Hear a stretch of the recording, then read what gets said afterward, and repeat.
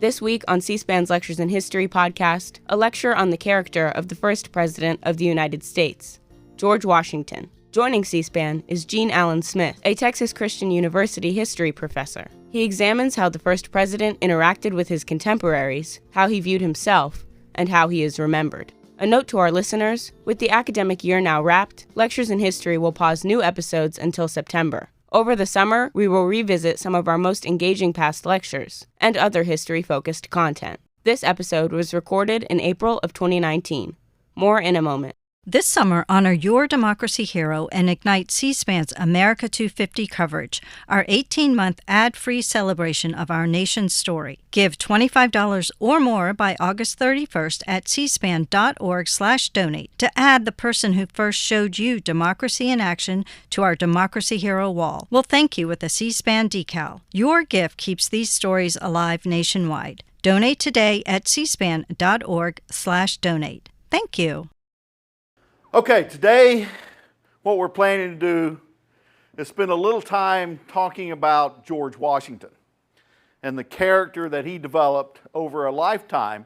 And if you think about what we've done for the duration of this course, we've brought him into the story intermittently throughout, whether it's talking about individual battles or whether it's talking about how he organized men or how he kept men, he recruited men to get them to maintain or stay in the service.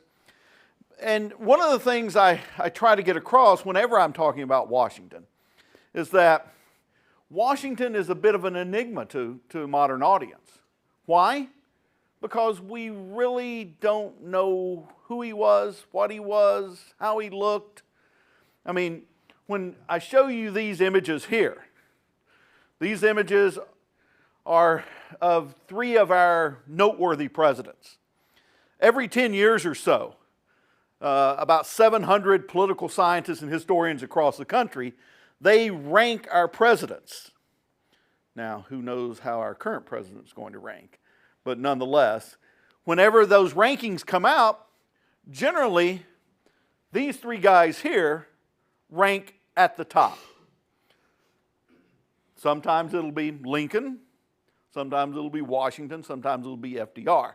But the interesting thing about this is that we do not know what George really looked like. We have images of Lincoln, photograph images, and you can follow those photographs over time and see how he changed, how he aged. And of course we have images of FDR. I mean, we even have some images of him in his wheelchair. And generally, the press did not take images of him in his wheelchair. But with George Washington, he was there before photography. So we don't have photographs of him. And what we have instead is artist representations. And those artist representations are not always very accurate. I mean, you look at some representational abstract art, and does it really look like a cube? I don't know. Maybe not. Well, George Washington, we've spent the better part of 14 weeks already kind of addressing him, talking about him. We know that he is a famous man. We know he was commander of the Continental Army.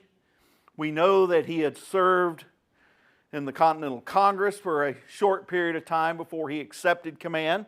We know that he is subsequently going to become president, first president of the United States. So obviously he is a famous man in our history. But he's also a man who had faults, a man who had insecurities, a man who had vices. He's a man who was a human being just like all of us. And because he was a human being, he was also a complex man, a many-sided man. And the problem with paintings is they don't show that kind of complex character.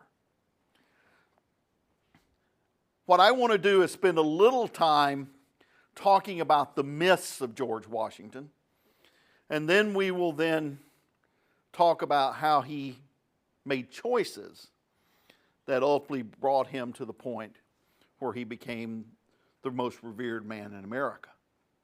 Well, you probably know that George is considered the father of our country. But you know, George, when he married Martha, he wasn't able to sire children. He wasn't able to give Martha children. And could he really be the father of our country if he couldn't sire children himself? I mean, and think about when the country decided to make a monument to him. What do they choose to make? The monument is this giant phallic-shaped symbol, which is kind of ironic for the man who couldn't sire children himself. But even though he couldn't, here is the George Washington show with Martha's children. And when he married Martha, he did accept her children. And he became a paternalistic, loving father to her children. So in that respect, you know, it shows the character of a person who accepted her children. It showed paternalism, acceptance. Now, most of the stories that we have of Washington came from the first real biography of Washington, written by Mason Locke Weems. And it was published just shortly after Washington's death.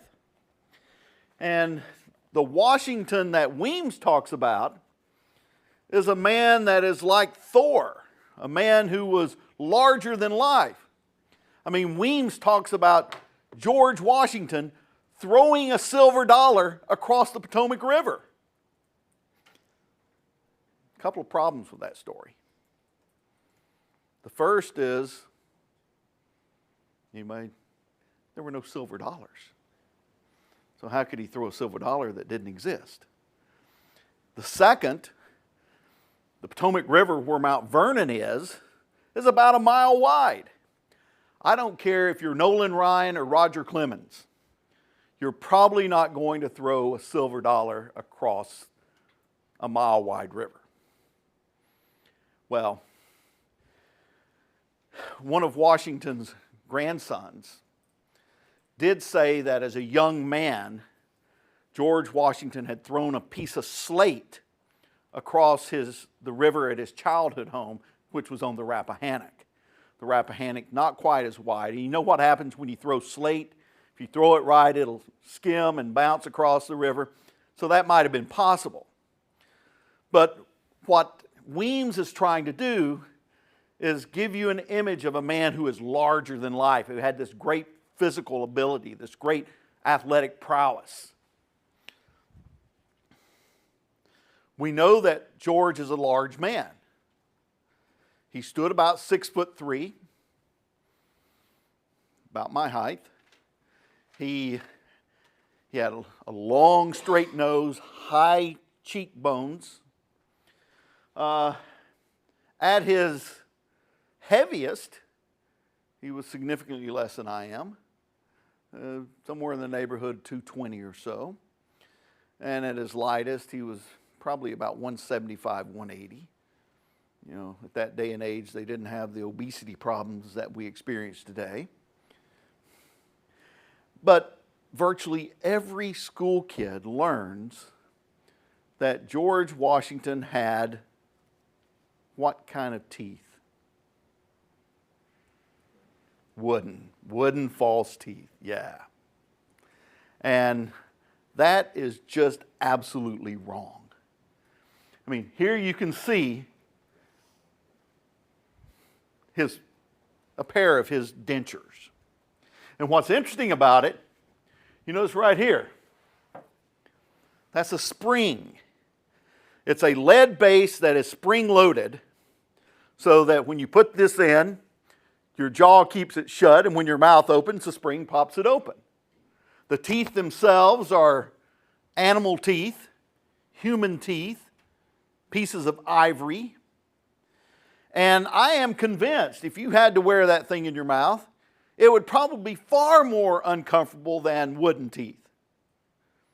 Well, it's those teeth here that always play a central role in Washington's life. You'll see right here, there's no tooth there. Because even at the time of his presidency, George had one of his own teeth, and the dentures slipped right down over the tooth. So he's able to highlight his tooth as well. Well,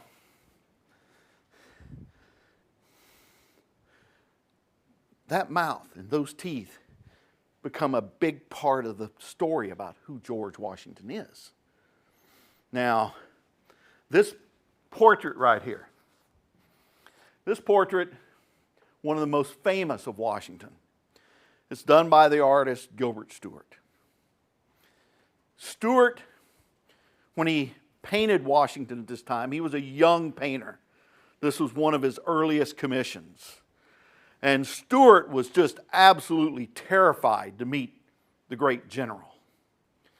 So during the setting, Stuart tried to make Washington more at ease.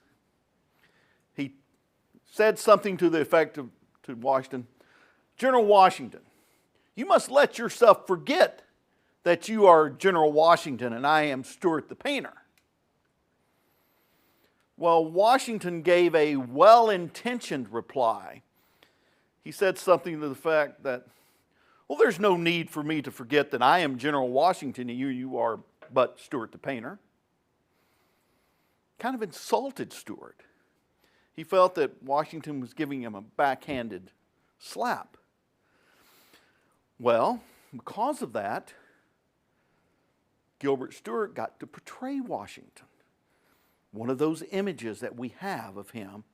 And this is one of the most famous. And when you look at that, what is the central feature of that painting? What is it? The mouth. Look at it. It's kind of clenched. And it looks like he's in some discomfort, some kind of pain. And from that image, the view that we have of Washington is that he is glum, that he is awkward, he is unapproachable, he is grumpy perhaps. And that is not so. He wasn't a square-jawed stiff shirt as this image of Washington by Stuart portrays him. I mean, the George Washington that we know, that historians have documented, was a George Washington who loved to have a good time. But you remember what I've told you about Washington, is that he believed that there's the personal man and then there's the public man. And those people who had the personal relationship would not display that personal relationship in public. The private man had a public persona, and you stayed outside of arm's reach. Well, this is a George Washington who enjoyed playing cards. He enjoyed cockfights, horse races. This is the George Washington who loved to dance. It was reported that George was the best dancer in all of Virginia. This is the George Washington who loved to hunt and fish. He loved going to the theater. In fact, his favorite play was Tragedy of Cato. And if you know anything about this performance, it's the story of a young, selfless patriot who sacrifices himself to the greater patriot cause. Maybe because Washington felt that he was that guy. He also liked Hamlet. He also liked Julius Caesar. Those were a couple of his favorites. And this was the George Washington who had an eye for the attractive women. In the 18th century, she was considered an attractive woman. Not only was she an attractive woman, she was the widow of a gentleman. and she was very wealthy. So George is going to end up marrying up.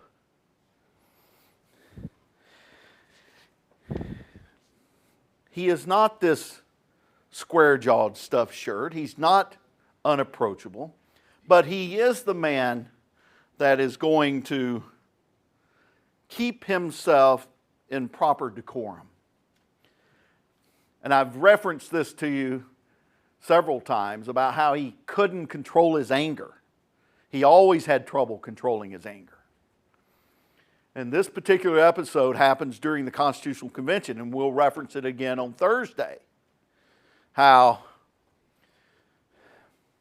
Gouverneur Morris, a New Yorker, a man of questionable virtue, was good friends and drinking buddies with Alexander Hamilton. And Gouverneur Morris was boasting that he could treat Washington just like he would treat any other of his best friends.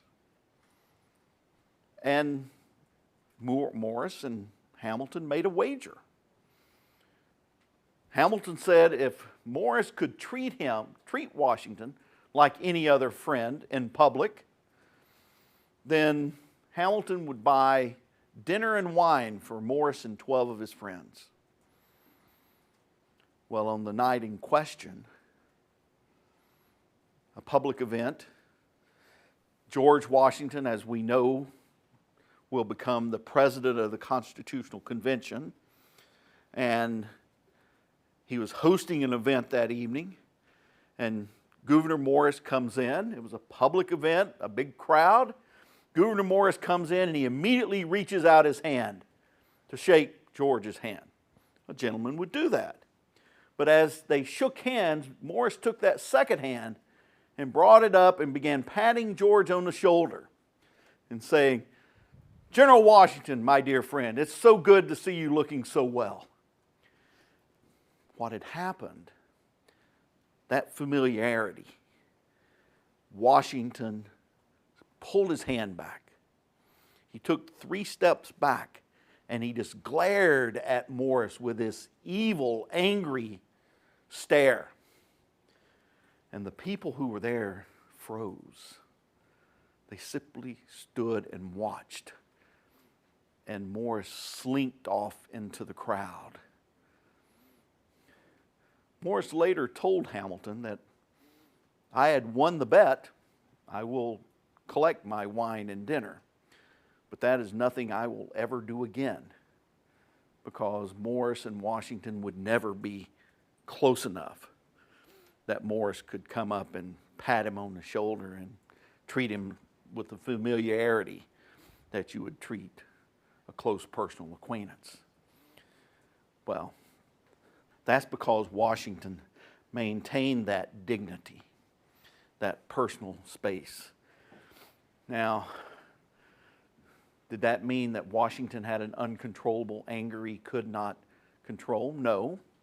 It just means that he believed in proper decorum. Now, probably the greatest or most famous image of George, which was not done during his lifetime, this image here. Does it look familiar? Where's the original? Down the street at the Amon Carter Museum. Absolutely. Go down and take a look at it. But this came from the story of Mason Weems. Mason Weems says that the young George, for his 6th birthday, his father gave him a new hatchet. And the young boy was so excited about getting this gift that he went around and began barking in literally every tree he could find. And he barked one of his father's favorite English cherry trees. And when his father approached him, according to Weems, young George simply threw his hands up and said, "I did it, Father. You know I cannot tell a lie." Well, that's the image that school kids for the last 200 plus years have been told. This 1939 painting by Grant Wood, which, as I said, is down at the Amon Carter Museum, just about a mile or so away from here, shows Mason Weems pulling back the curtain, and it shows the young George being truthful to his father. But the thing that I find particularly interesting about this image is look. C-SPAN's Lectures in History podcast continues in a moment. Now back to C-SPAN's Lectures in History podcast. The same head as you have on the dollar bill. That's the young head.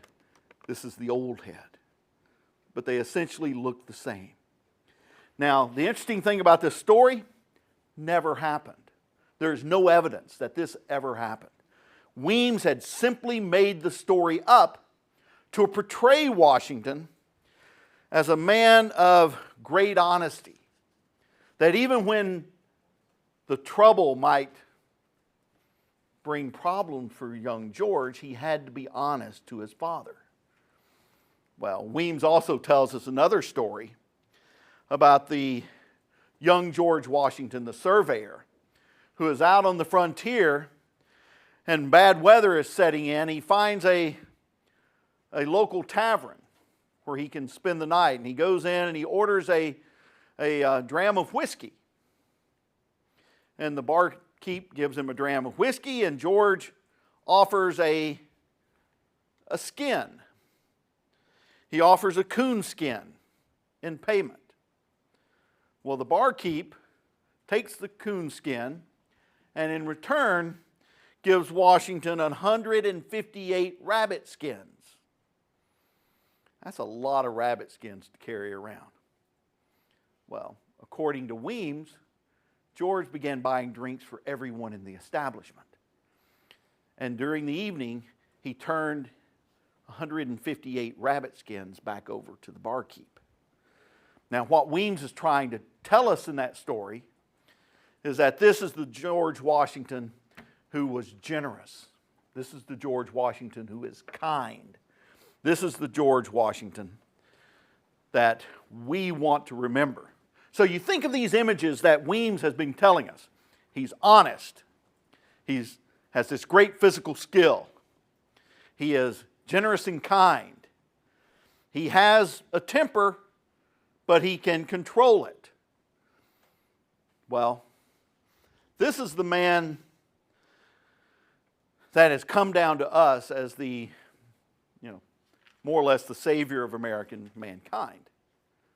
This is the story of the man who, remember how we talked about providential inspiration? This is George as providential inspiration. And even some years later, Chief Justice Joseph Story made the comment from his commentaries on the Constitution that George was the boast of all America, the first in war, the first in peace, and the first in the hearts of his countrymen. So what makes him first in the heart of his countrymen? Well, George, as a young man, before the scope of this course, George is born on February 11th, 1731. Is that the day we celebrated his birthday? No. That was the Julian calendar. And in the early 1750s, they changed to the Gregorian calendar. So it moved his birthday 11 days ahead.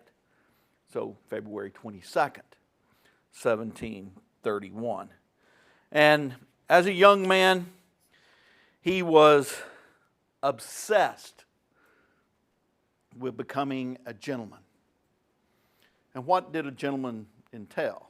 It meant having wealth, owning property, potentially owning slaves, having a spouse, being successful. Well, the young George when he was 11, his father died. And young George ended up having to live with his older half-brother, Lawrence.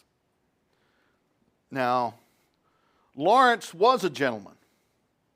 He had a grand home that he had named after Admiral Edward Vernon, who had served under during King George's War, pardon me. And from that, young George saw what it meant to be a gentleman. He saw that status equated to wealth. So he wanted to become wealthy. And you remember time and again I've said that George is not the sharpest knife in the drawer. But he does learn from others. And while he was staying with his half-brother, he learned that he too could become successful if he made the right choices. So as a young man, he became a surveyor. And at the time, being a surveyor was on par with a doctor, a lawyer, because surveyors were always going out on the frontier to survey land. And if you're good at it, you have a trained eye, you see the land that is advantageous, the land that is not. And oftentimes you could take your payment in land. Land is something that could bring wealth for the future. So the young man began acquiring land. Now, the problem is, in 1752, Lawrence died. And the question was, who would inherit Mount Vernon? Ultimately, one of Lawrence's daughters inherited it. She died shortly thereafter. And it passed down to young George. So by 1753, here was a guy who had this grand plantation home. And this is the view that most of us have of Mount Vernon. That view is the view from the veranda, the porch, looking out onto the Potomac River. Is that the front of the house? Or is that the front of the house? That's the other side. Well, you know, it's interesting. When Lawrence was alive, he considered the front of the house this, because it was there on the Potomac River. The Potomac was the highway to the sea. The sea took you to England, and he saw himself as an Englishman. As George takes over the home, George will consider this to be the front of the house, because this faces to the frontier. That faced to the land that he would eventually own. Well, I think that's a huge difference for Lawrence and for George. And it helps define really who George is. George saw himself not so much as an Englishman, but more as an American.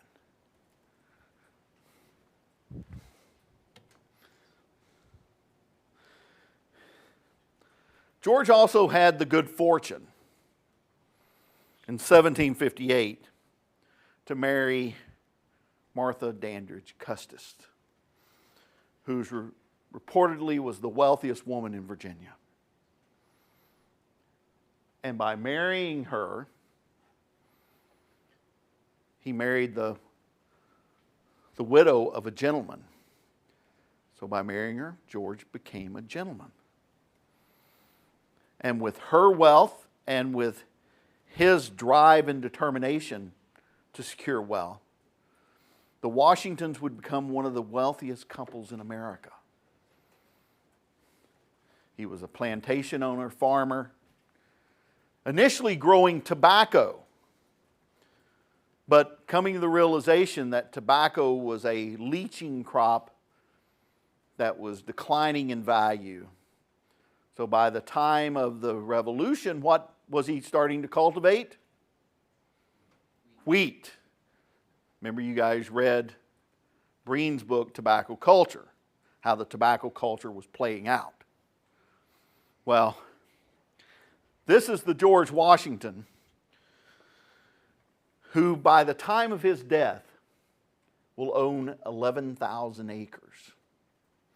He had this ambition for wealth that made him acquisitive, made him sometimes contentious. And even after he'd established himself, he would insist upon exact payment of every debt owed to him.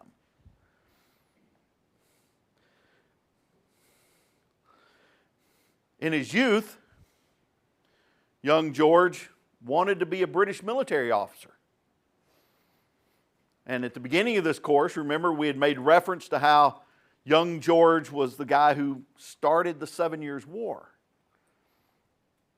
There at Humanville Glen, when Half King had killed the young French diplomat. And then George rescued the remaining French prisoners. But then he himself would be captured at Fort Necessity in July.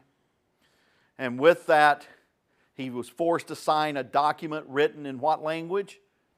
French, which George doesn't read. And in that document, he accepts responsibility for the death of Ensign Humanville. Well, because of that, George felt that he had to redeem himself. And during the 7 Years' War, he positioned himself, he negotiated to try to secure a British officer's commission. And in fact, General Edward Braddock promised him an officer's commission. And he was on that expedition with Braddock, and then, of course, what happened?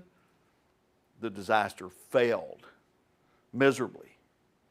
The French and Indians attacked, decimated the British force. Braddock would be killed. Washington would lead the survivors back to safety. And Braddock's successor, Jeffrey Amherst, would not honor that commitment to give Washington an officer's commission. And because of that, young George felt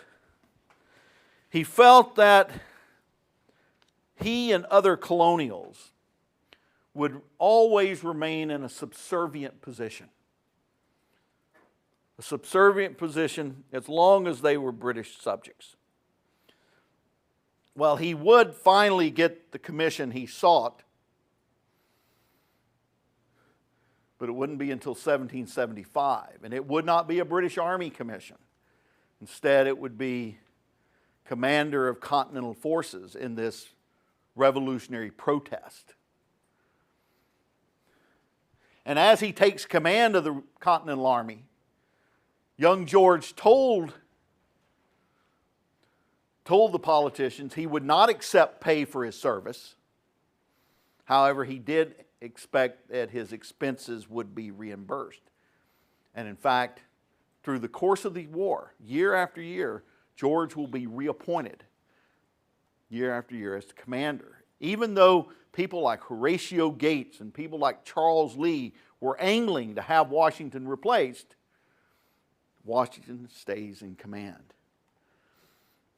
He doesn't take the pay, but he does accept expenses for his travel. And in fact, every winter, Martha would come stay with him. And in fact, at one point, Washington even asked for her expenses because she's there. She keeps him entertained, keeps him happy, and also works to make the plight of the troops better. Well, over the last 8 weeks or so, we've talked about how Washington was as a military commander. And we pointed out that if he were a football coach here in Texas, he would be fired. You know, a record of 3-9-1. And we've kind of detailed what engagements he won. You know, but if you're 3-9-1, how do you keep men willing to fight for you? How do you keep them willing to sacrifice for the larger cause? Well, that's what George was good at. George was good at motivating men, convincing them that the cause they were fighting for was larger than themselves.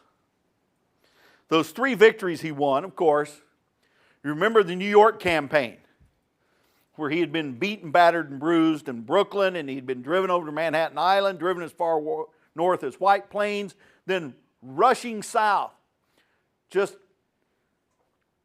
with Lord Cornwallis's cavalry nipping at his heels. And they crossed the Delaware River in 1776. What Washington learned from that, during the New York campaign, Washington had divided his army, and the British had used concentrated force to crush those smaller pieces. Washington, the one thing you can say about Washington, he's not a military genius, but he learns from his mistakes. And he surrounds himself with capable people, and he listens to their suggestions. And what he learned from that New York campaign, when you divide your army, you make yourself susceptible to the enemy. Well, as his army crossed over the Delaware, he would begin striking at the divided British army. Remember, as I showed you that image, that George was probably hunched down in the barge, hanging on for dear life. Can you imagine one of those ice floes hit the boat, tumps him out? That probably wouldn't be a refreshing experience. But nonetheless, his army did cross over. They attacked the Hessians at Trenton. They scored an easy victory, 6 Americans wounded. A week later, he engaged British forces at Princeton. I'm sorry. He engaged British forces at Princeton. Jeez, I'm having a hard time saying that. And wins a victory there. So by the early part of 77, he has won 2 of his 3 victories. Now you remember what that tie was. That was Monmouth Courthouse in the summer of 1778 as the British evacuated Philadelphia and marched back to New York. Remember, Washington wanted to attack the rear guard of the British. And when Charles Lee refused to engage the rear guard, Washington took command himself. And during the day, they fought the British to a standstill in that stifling summer heat. That was his tie. The Americans held the battlefield, but the British had a tactical victory because they were able to evacuate their armies to New York. And then that 3rd victory, it's like winning the play on the last game, winning the game on the last play of the game. You know, throwing that long TD pass. Now, if he had been coach at TCU and he beat Texas on that last play, even at 3-9-1, he would probably be retained. But nonetheless, winning that victory at Yorktown 4 years after the great victory at Saratoga, that was the event that brought an end to the struggle. There were still negotiations to take place. The British still occupied. But George had kept the men in the field. He had kept them committed to the cause. He had shown that while he wasn't a military genius, he was a competent tactician. He was persistent. He's a natural leader of men. He was a guy who was able to convince those soldiers time and time and time again to renew their enlistment. Remember Joseph Plum Martin. Joseph Plum Martin, time and again, what did he do? He re-enlisted. because the cause was bigger than him. C-SPAN's Lectures in History podcast continues in a moment. Now back to C-SPAN's Lectures in History podcast. And here's a guy who had built his entire life on acquiring things, becoming richer and holding more land and becoming a gentleman and, grabbing hold of things. And he had been pretty good at it. Where George makes a name for himself, where he cements his place in history, is not where he grabs things, but where he instead lets things go. In fact, remember last Thursday we were talking about the trials and tribulations of the Articles period. The economy was sour and there was political incompetency. There was no sense of political control. And yet, soldiers were still in the field because the British hadn't quite evacuated New York yet.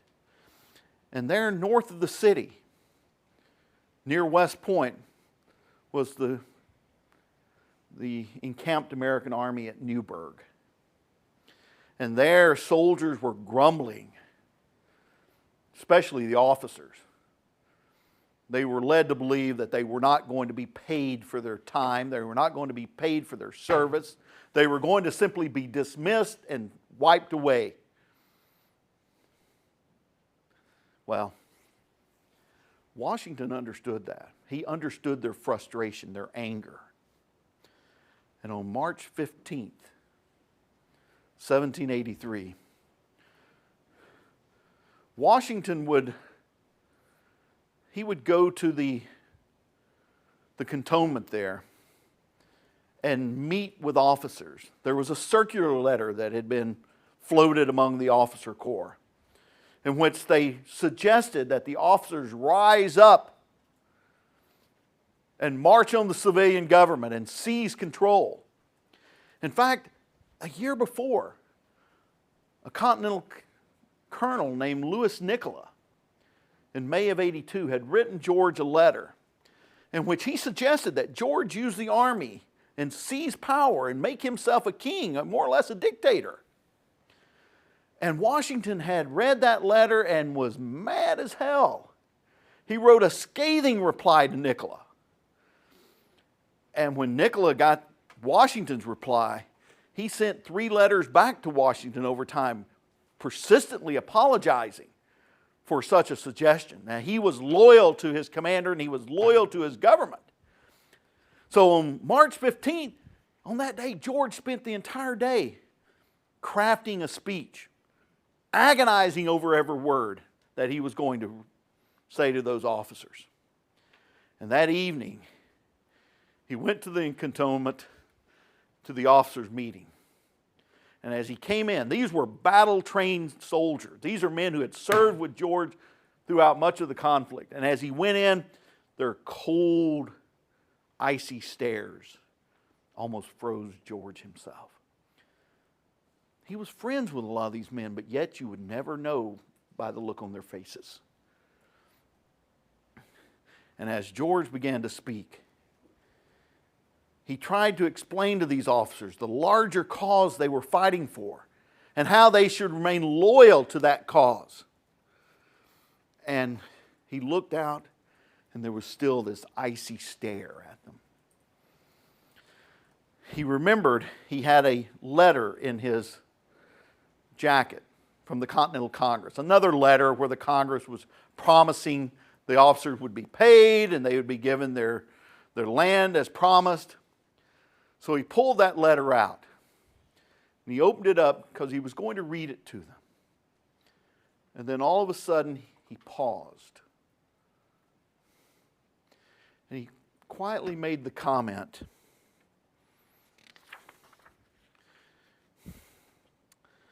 "I've already grown gray in the service of my country. Now it seems I'm going blind." And all of a sudden, those icy stares melted. What George had just done, he admitted his frailty. He admitted his weakness. He admitted his vulnerability. That he had sacrificed so much for this cause that even his health was declining. And as he looked out over the crowd, many of those battle-hardened soldiers had tears in their eyes. George simply folded up the letter, put it back in his coat, never read it, and walked out of the meeting. The officers then voted unanimously to remain loyal to George and remain loyal to their government. In fact, one of George's staff officers made the comment some years later that the United States are indebted for the Republican form of government solely to the firm and determined republicanism of General Washington at that time. That was a political performance, and George had played it to a T. He had the chance to become king, King George I of America, and he did not accept it. In fact, 9 months later, George Washington traveled to Annapolis, Maryland. And there he would finally, once and for all, surrender his sword to the civilian government. You can say that perhaps this is his greatest achievement. Because as he arrived there that morning, he had already said farewell to his troops, his staff officers. And he rode into Annapolis that day alone. He entered into the Maryland State House, and you can go to this room today. When I taught at the Naval Academy some years ago, I took my students there to show them this momentous setting.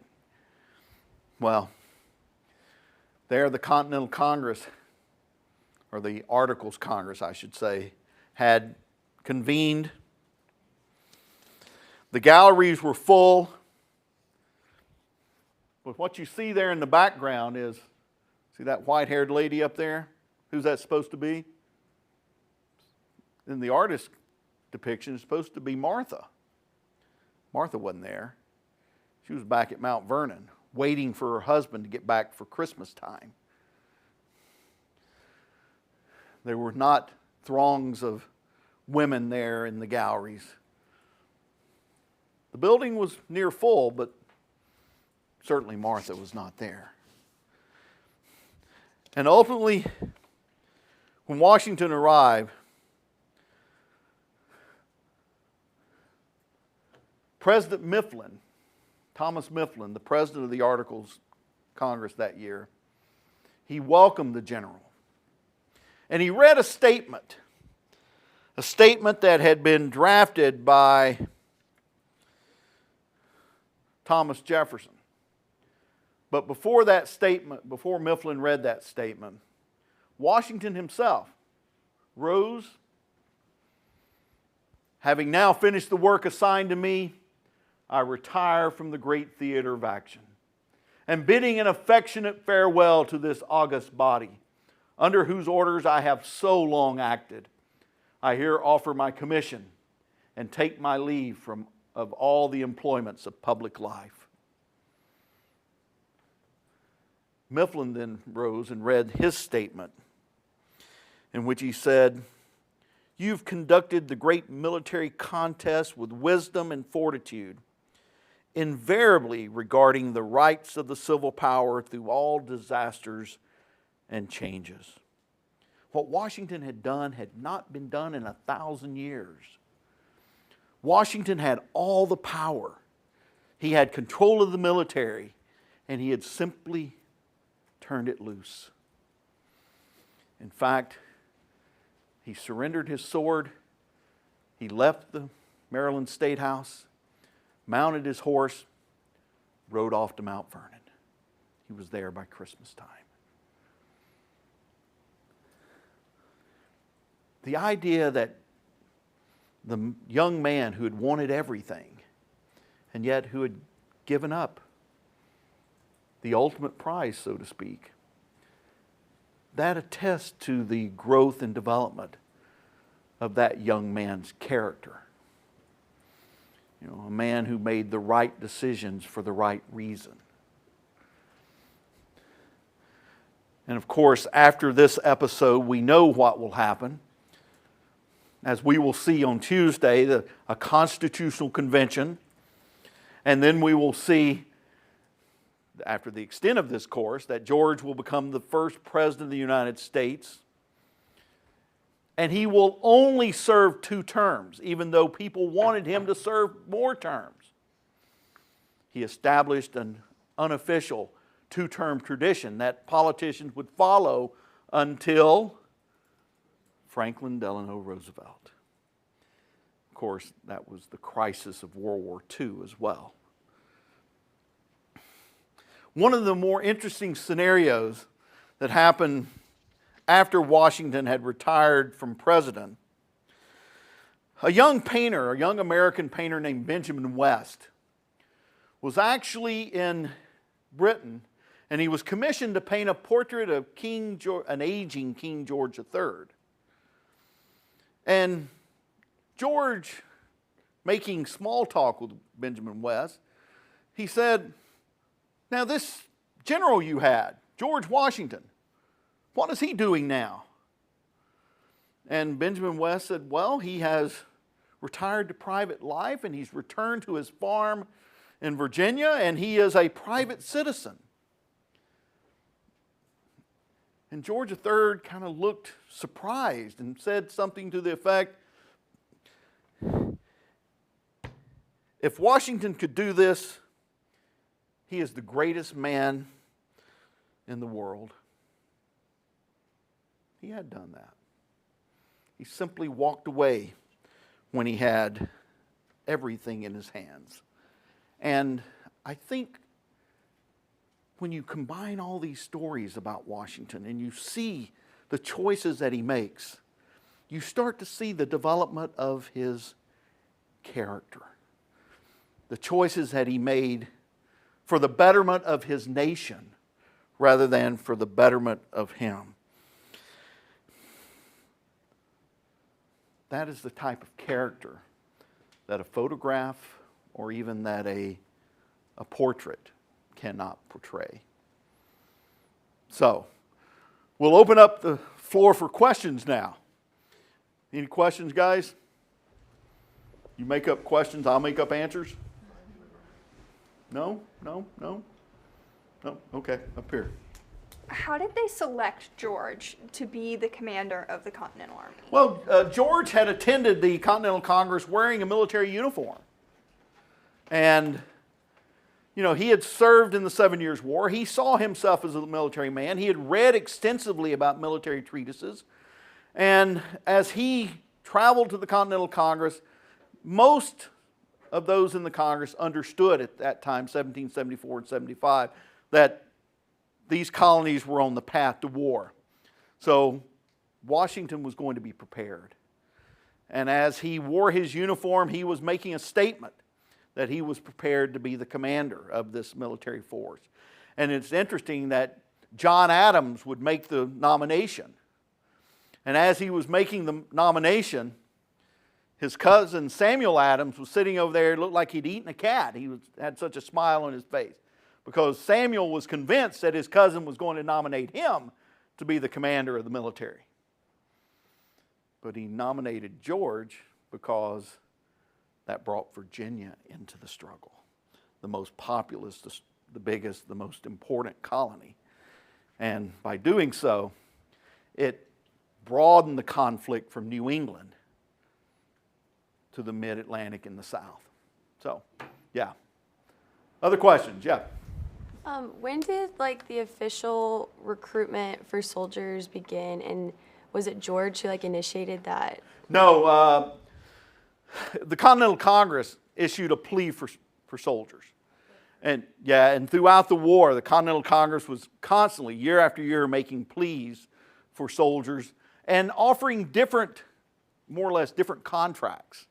As we read about Joseph Plum Martin, he time and again would re-enlist, and would get some reward for doing so. But some soldiers would re-enlist and then they would skip, jump their contract and kind of blend into the general public again, and then find in another neighborhood, another place, a place to re-enlist to get the benefits. So, yeah, I mean, some people are less scrupulous than others. I know after the failure of the Articles of Confederation that he decided to come back into power. What was the main decision that led him to come back to the constitutional? Interesting. In 1785, George agreed to host a meeting at Mount Vernon so they could talk about navigation of the Chesapeake and the Delaware River. And you had delegates from Virginia and from Maryland, from New Jersey there. And what they realized as they were talking about these navigation and trade issues, they realized that this was a much bigger question than just the 3 colonies. So that's why you will get a convention the following year in Annapolis where they tried to bring all the colonies together, and only about 9 or so will show up in Annapolis. And what they agree there is that they'll have another meeting in the spring of 1787, and you ultimately get 12 of the colonies show up there, 12 of 13. Those Rhode Islanders just chose not to play well with others. Other questions? Okay, guys. On Thursday, we'll come in, we'll talk about the Constitutional Convention, and then we'll wrap it up next Tuesday. Have a great day, guys. Thanks for listening to this week's Lectures in History podcast. To find more of our history programming, visit our website at c-span.org.